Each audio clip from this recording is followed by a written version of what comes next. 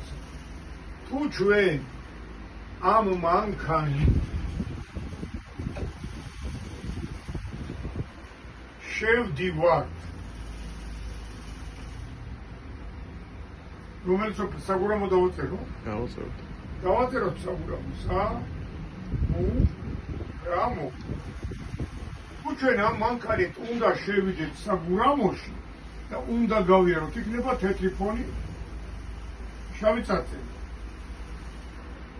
მან სამიკითხო ლუკა რა უქრომოთ რო არის, რა ისე იღებს კაიაფე, მიდი.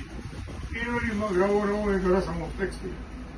ნებისმიერი საცხოვრებელი ადგილი, სოფელი, დაბა, რაიონი, ქალაქი. სადაც შევდივარ და გავდივარ. რაო, იქ ორი კანონი მოქმედებს, რაო?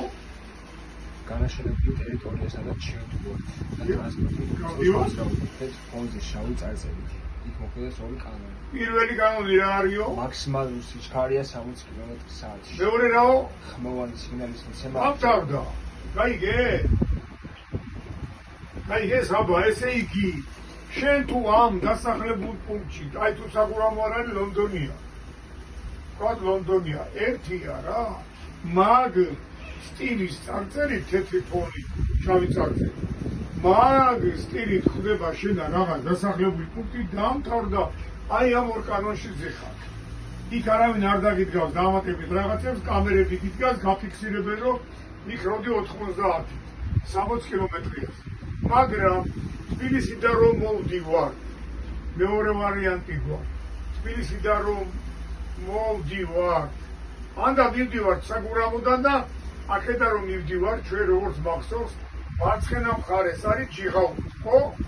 ჯიღაურა ეგ არის, როგორც მახსოვს.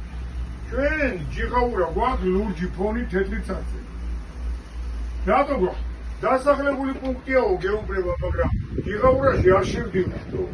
ჯიღაურას გვერდზე ჩავუვარ. გამიგე?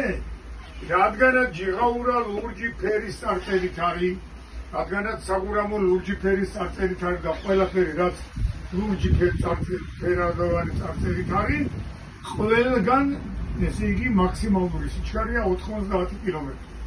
მაგრამ თუ სადაც შევდივართ თეთრი ფონი და შავი წარწერა, ყველგან არის 60 კილომეტრი მაქსიმალური. აი განსხვავება დასახლებულ პუნქტებს შორის. თეთრი ფონი შავი წარწერით, ლურჯი ფონი თეთრი წარწერით. იქ შევდივართ 60 კილომეტრი, აქ არ შევდივართ, გვერდზე ჩავუვართ. ესმის?